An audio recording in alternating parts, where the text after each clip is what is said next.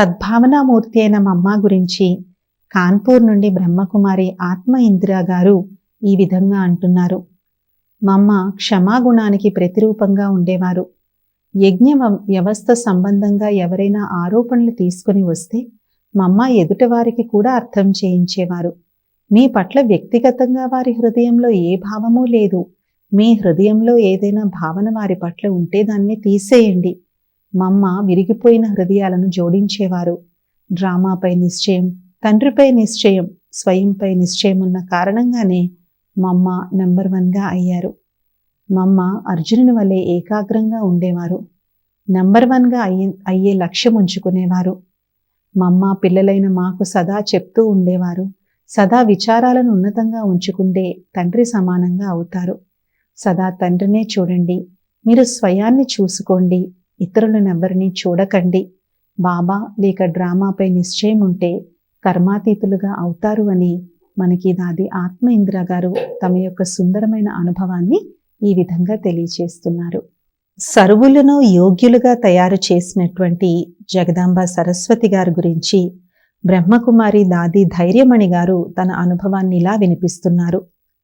1937లో నేను మొట్టమొదటిసారిగా నా సోదరి భగవతితో పాటు సత్సంగానికి వచ్చాను. పోతూనే నన్ను మమ్మ మొదట చూశారు. మమ్మ నన్ను తన బాహువులలో తీసుకుని టోలీ తినిపించి మందహాసము చేశారు. నేను కూడా చిరునవ్వు నవ్వాను. మరుసటి రోజు కూడా రమ్మని మమ్మ అన్నారు. నేను ఆ రోజు నుండి ప్రతిరోజు వెళ్లేదానిని. జ్ఞానము వింటూ ఉంటే చాలు నాకు చాలా మంచిగా అనిపించేది. మమ్మనే నాకు జ్ఞాన ప్రాప్తిని చేయించేందుకు, యజ్ఞములోకి తీసుకొచ్చేందుకు నిమిత్తంగా అయ్యారు. నేను చాలా చిన్నదాన్ని, అందువలన నువ్వు ఓం నివాస్లో ఉంటూ జ్ఞానయోగాలు చదువుకో అని మమ్మ చెప్పారు. నా తల్లిదండ్రులు నాకు అనుమతి ఇవ్వలేదు. నాకు మమ్మ ఒక యుక్తి చెప్పారు. తల్లిదండ్రులు చాలా సంతోషంగా ఉన్నప్పుడు నీవు పోయి వారి ఒడిలో కూర్చుని ప్రేమగా అడిగితే తప్పకుండా ఒప్పుకుంటారు. అలాగే జరిగింది.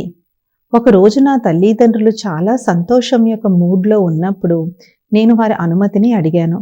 నా తండ్రి అనుమతి పత్రాన్ని రాసి ఇచ్చేశారు. అందులో నా తల్లి కూడా సంతకం చేశారు. ఈ విధంగా నన్ను లౌకిక బంధనము నుండి ముక్తము చేయించేందుకు చాలా సహాయం చేశారు. యోగం ఎలా చెయ్యాలో కూడా నాకు మమ్మానే నేర్పించారు. వారు తమ జతలో గద్దెపై కూర్చోబెట్టుకుని నాతో యోగం చేయించేవారు. మా స్థితిని చెక్ చేసేవారు. కర్మణా సేవ చేయునప్పుడు కూడా మమ్మ తన స్థితిలోనే ఉండేవారు. నేనొకసారి మమ్మను, మమ్మ మీరిప్పుడు గోధుమలు శుద్ధము చేస్తున్నారు, ఇప్పుడు మీరు ఏ సంకల్పం చేస్తున్నారు అని అడిగారు. అందుకు మమ్మ, నేను గోధుమలు శుద్ధం చేయటం లేదు, నేను సాక్షిగా ఉండి కర్మేంద్రియాలతో శుభ్రము చేయిస్తున్నాను, నేను చేయడం లేదు చేయిస్తున్నాను అని అన్నారు. అప్పుడు నాకు జ్ఞానం విస్తారంగా తెలీదు. కానీ మమ్మ బాబాలను చూస్తూ చూస్తూ నేను జీవించడం నేర్చుకున్నాను. జీవితాన్ని తయారు చేసుకున్నాను. గుణాలను సొంతం చేసుకున్నాను. మమ్మ జీవితం చాలా సహజంగా ఉండేది. వారి స్వభావం చాలా సరళంగా, వ్యవహారంలో మధురత ఉండేది. వారిలో సదా అందరినీ ముందుకు తీసుకెళ్లాలనే భావన ఉండేది. మమ్మ ప్రతి ఒక్కరి యోగ్యత మరియు విశేషతల అనుసారంగా అలాంటి కార్యమే వారికి ఇచ్చేవారు. దాన్ని వారు సులభంగా చేసేసేవారు. మమ్మ అందరినీ పాలన చేసే మమ్మగా అయ్యారు. అందరికీ తల్లి మమతనిచ్చి మమ్మగా అయ్యారు. అందరినీ తనవారిగా చేసుకుని మమ్మగా అయ్యారు. తమ పవిత్రత, నిస్వార్థ ప్రేమ శక్తి ద్వారా అందర్నీ ఆకర్షించి మమ్మగా అయ్యారు. మమ్మలో సహజత ఉండేది. మమ్మలో నాకు శ్రీలక్ష్మి మరియు జగదాంబల భావన కలిగేది. మమ్మ నాకు ఈ విశేషతను నేర్పించారు. ఎవరితోనూ వైరభావం ఉండరాదు. ఎవరిలోనూ అవగుణాలను చూడరాదు. అవగుణాన్ని చూసి దాన్ని మనదిగా చేసుకోరాదు. వారంలో ఒకసారి మేము మమ్మ జతలో కూర్చుని అమృత వేళలో యోగం చేసేవారం. మమ్మ వెన్నెలలో కూర్చుని యోగం చేసేటప్పుడు మేము కూడా వెళ్ళి ఒక్కొక్కళ్ళము ఒక్కొక్క మూలలో కూర్చుని యోగం చేసేవారము. అప్పుడు మమ్మను మా గ్రూపులోకి పిలిచేవారం. మమ్మ 3:30 నుంచి 4 గంటల వరకు మా అందరికీ యోగం చేయించేవారు.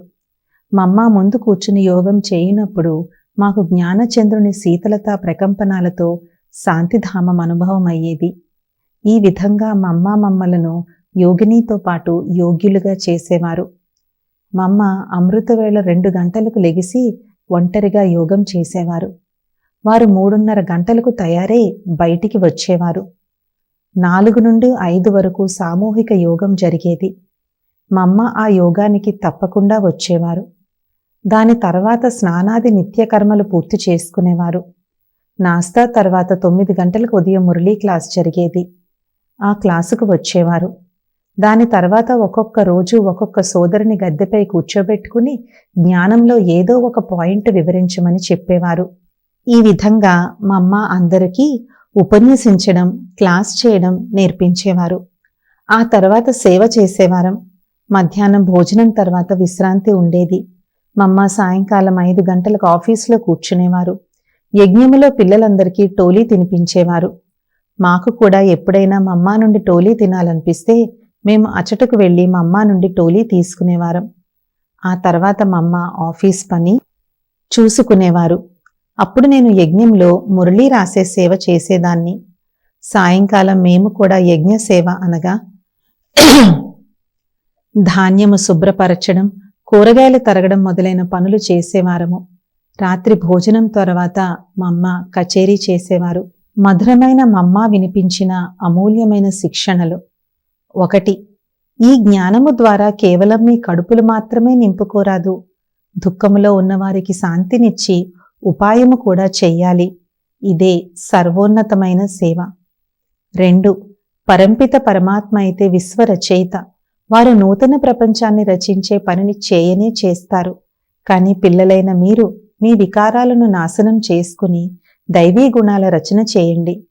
ఎలాగైతే ఎవరి శరీరం పైనైనా ఏదైనా భారం ఉంటే వారు వేగంగా నడవలేక నెమ్మదిగా నడుస్తారో, అలాగే పిల్లలైన మీ తలలపై కూడా చాలా బరువైన పాపాల మూట ఉంది. మీరు కూడా త్వరగా ఉన్నతి అవ్వాలి అనుకుంటే మొదట పాపాల మూటను దించుకోండి, అనగా ఆత్మలో గల వెనుకటి పాపాలను దగ్ధం చేసుకోండి.